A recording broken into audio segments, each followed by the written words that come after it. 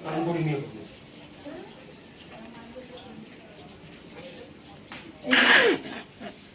ঘরে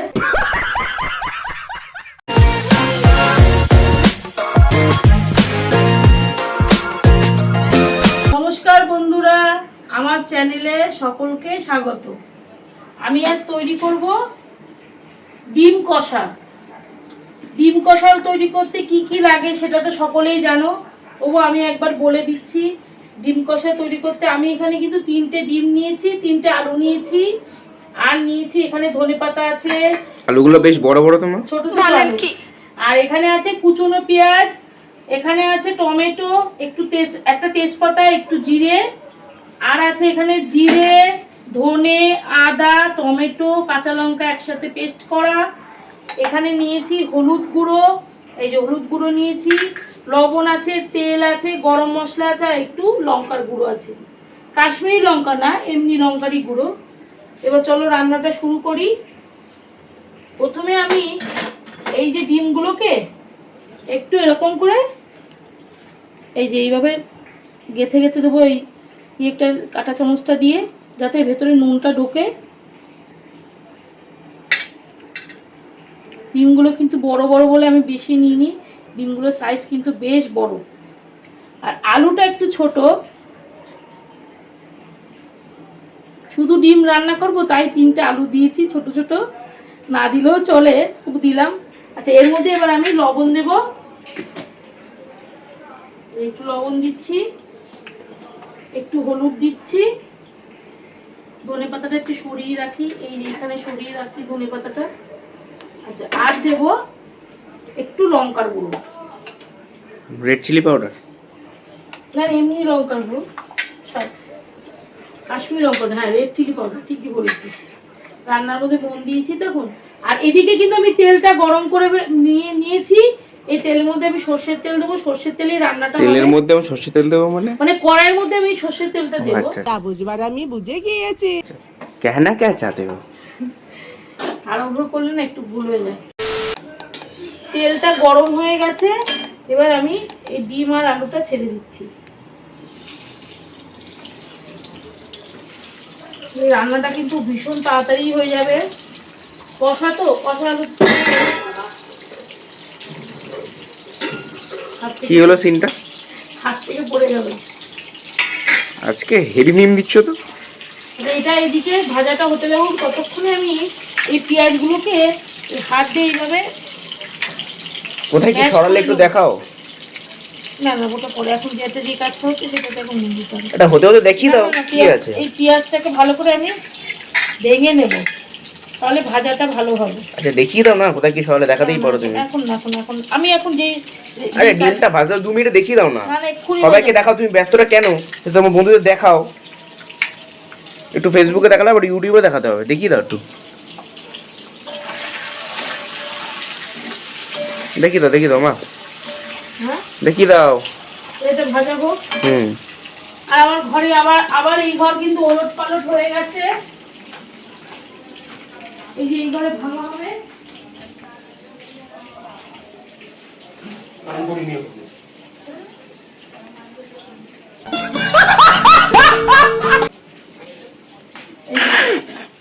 এই যে এই ঘরে ভাঙা হবে কালকে। এই ঘরটা পুরো একদম ওলট পালট হয়ে গেছে। এই কাজটা করার জন্য এত লেট হয়েছে, সেই জন্য একটুখানি তাড়াহুড়ো করছি। কারণ এখন বাজে 12টা বাজে, ইউটিউবের ভিডিও করছি রাত্রি 12টার সময়। ঠিক আছে, লোকে একটা সময় এডিট করে তুমি 12টার সময় ভিডিও করছো, কি আছে? আর এই ঘরে সিন দেখাবে না? তোমরা এবারে চিন্তা পরে দেখাচ্ছি। এইদিকে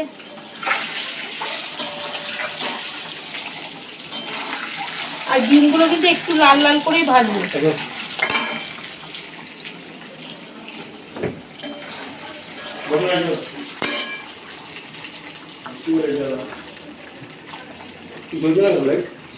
লাইটটা তো কাটা, কানেকশন কেটে দিয়েছে না।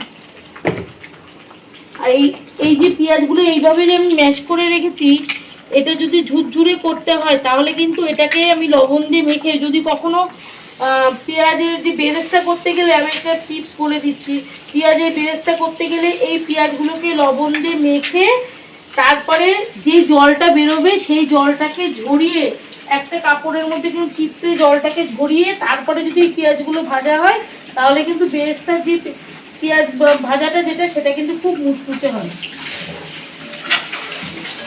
আমি আজকে সেটা করবো না, এই যে ভাজা হয়ে গেছে, এবার আমি তুলে নেব।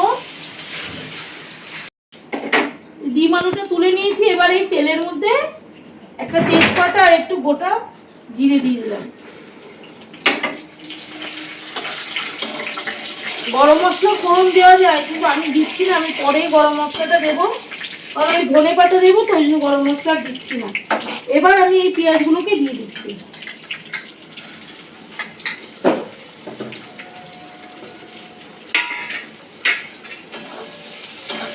এর মধ্যে একটু লবণ দিয়ে দেবো। আওয়াজ কি আর বেরোবে না? না, রোজ একই কথা বলতে বলতে ফেটা হয়ে যাচ্ছে। সেটা হয়ে যাচ্ছে। এবার পেঁয়াজগুলোকে ভালো করে ভাজতে হবে। কি বাপ্পাকে বলতে বলতে?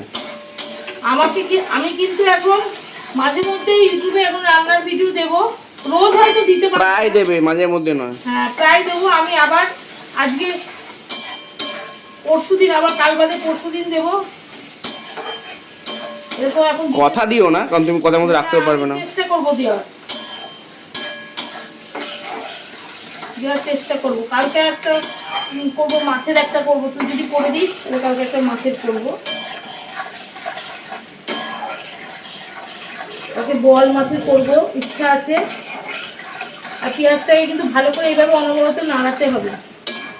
ডিমগুলোর কি অবস্থা হলো? ডিমগুলো এই যে এমনই হয়েছে, বাচ্চা বাচ্চা আলু আর বড় ডিম।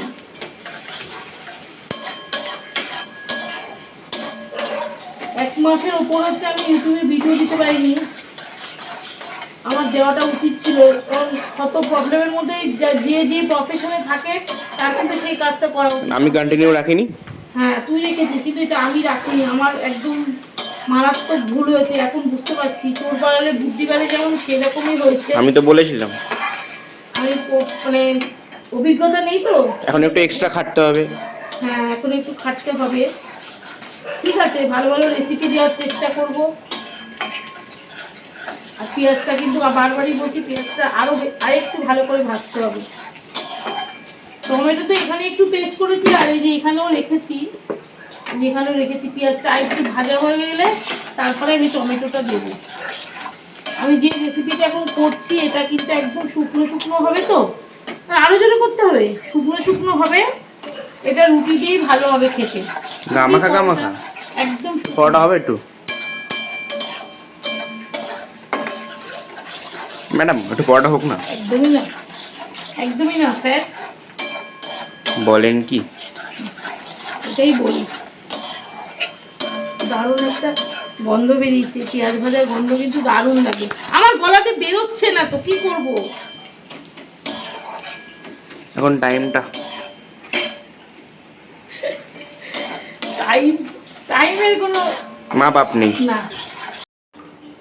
আর একটু তেলটা দিয়ে নিচ্ছে এখনই, পরে তেলটা দিলে কি তেলের একটা কাঁচা গন্ধ বেরোবে, মনে হচ্ছে আরেকটু লাগবে, কারণ মশলাটা কষা হবে তো।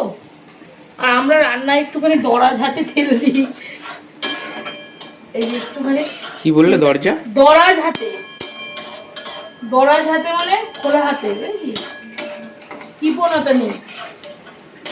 এবার এই তেলটা এই যে পেঁয়াজগুলো ভাজা হয়ে গেছে, এবার আমি টমেটোটা দিয়ে দিচ্ছি। ক্যাপসিকামও দেওয়া যায়, আমি আর ক্যাপসিকাম দিলাম না, অন্য কখনো আমি করলে আমি দেখাবো ক্যাপসিকাম দিয়ে। আজকে এইভাবেই করছি। টমেটোটা একটু এর মধ্যে তেলের সাথে ম্যাশ করে দিলেও চলে, আবার একসাথে মশলার সাথে কষালেও হয়ে যায়। আমি মশলাতে একবারে কষিয়ে নিচ্ছি। এখানে কি কি দিয়েছি সেটা তো আমি বলেই দিয়েছি।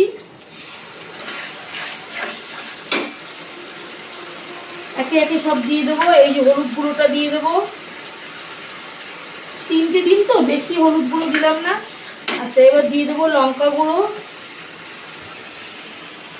একটু কিন্তু ঝাল ঝাল হবে, যতটা ছিল ততটাই দিয়ে দিচ্ছি, স্পাইসি হবে জিনিসটা। এবার ভালো করে মেশাতে হবে। আচ্ছা, আমি এর মধ্যে কি রসুন দিয়েছিলাম? আমি রসুন দিতে একেবারেই ভুলে গেছি। রসুন তো লাগবে।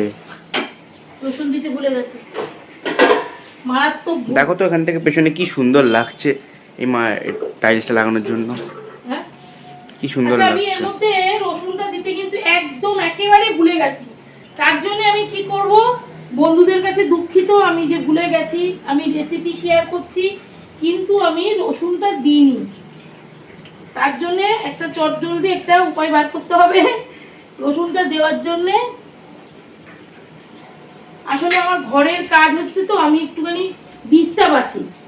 এই যে রসুনটা কিন্তু এইভাবে আমি ঘষে দিয়ে দিচ্ছি, তাতে কিন্তু কোনো খেতে কিন্তু কোনো হেরফের হবে না, রসুনের ফ্লেভার তো পাওয়াই যাবে এর মধ্যে।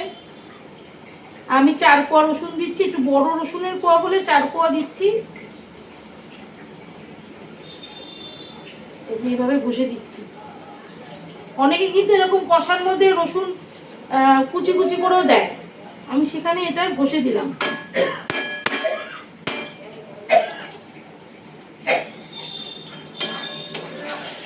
হয়ে গেছে, ভাগ্যিস পড়ে পড়েছে, এটা আমার একদম মারাত্মক ভুল হয়ে যাচ্ছিল। এবার ভালো করে এটা কষাতে হবে। দেখতে কিন্তু দারুণ হয়েছে। ক্যামেরাম্যান একটু নিয়ে এসো কাছে, জুম করে কি দেখাচ্ছ ক্যামেরাম্যান? এই যে তেল কিন্তু বেরিয়ে এসছে, আর এটা পুরোপুরি কষা হবে তো।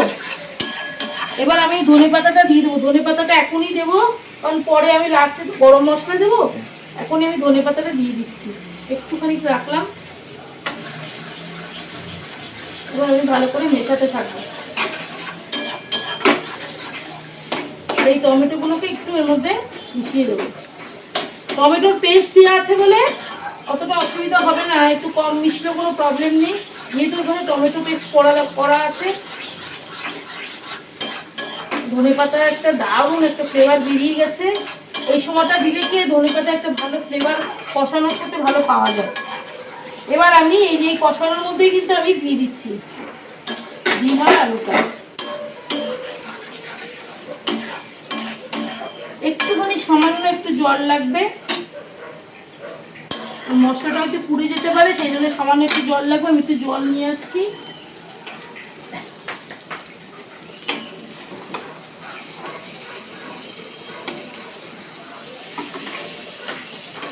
এই যে একটুখানি আমি জল, এই যে এইটুকু জলই দিলাম শুধু মশলাগুলোকে এই মেশানোর জন্য।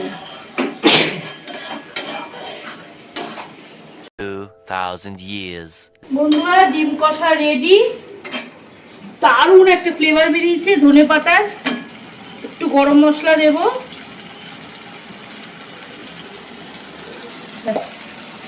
আর কিছুই দেবো না, শুধু ওপর দিয়ে একটুখানি একটু ধনেপাতা আছে তাই দিয়ে দিচ্ছি। এবার এটা ঢালার পালা। শীতকালে যেমন একটা ফ্লেভার বেরোয় না রান্নাতে, ঠিক তেমনই একটা ফ্লেভার বেরিয়েছে, দারুণ একটা ফ্লেভার বেরিয়েছে।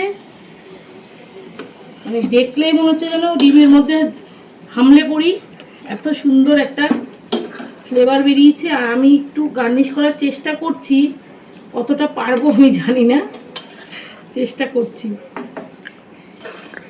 Trying to your best. চেষ্টা করছি, জানি না ভালো হবে কিনা।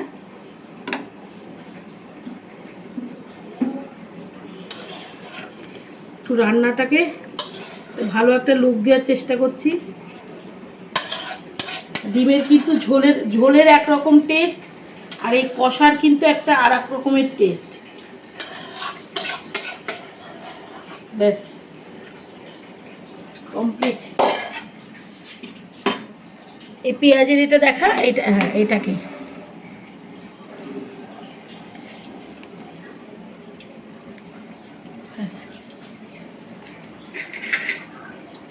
এইটাই হচ্ছে আজকে আমার রেসিপি। আর এই রেসিপিটা যদি ভালো লাগে তাহলে একটা লাইক, শেয়ার, কমেন্ট আর সাবস্ক্রাইব করে দেবে। টাটা।